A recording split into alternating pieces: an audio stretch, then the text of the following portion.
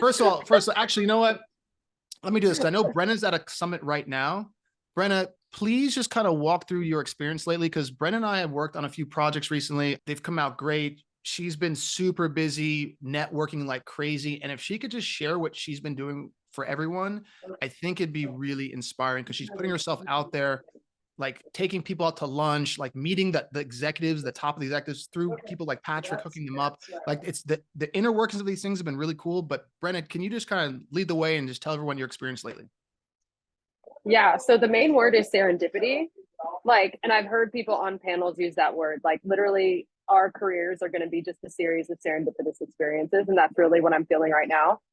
With NAM specifically, I told Adam that I wanted to go because, and I wasn't even going to go for the panels, but the panels turned out to be some of the best parts of it, because all these sync people that I knew from other conferences or that I had songs signed with were there. And I got to like reaffirm that connection and then meet their connections and everything.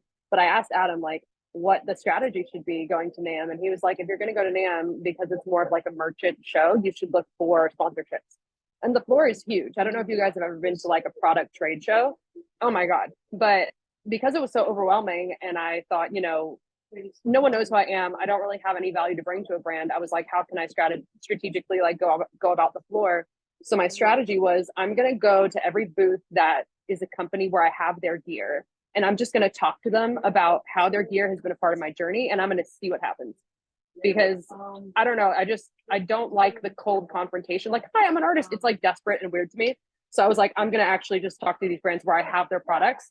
And some of them are big brands like Shure. So nothing happened with Shure. Shure doesn't need me. Shure uses like Beyonce. So Shure didn't need me, right? But there's this other brand called Mackie.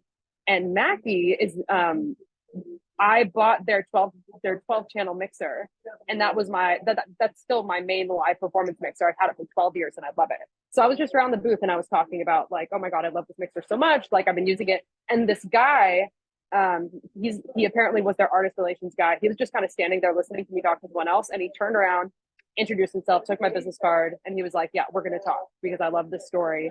And then the next day I went back to the booth to like solidify that connection. And like Stevie Wonder was there, casual. That's just NAM. Stevie's always there.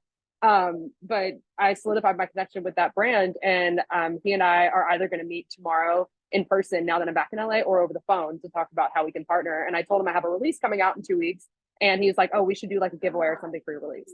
So I was like, oh my God, Adam, I think I just got my first like brand partnership. Holy cow. And I don't even have like the numbers that I thought would warrant that yet. So that was wild.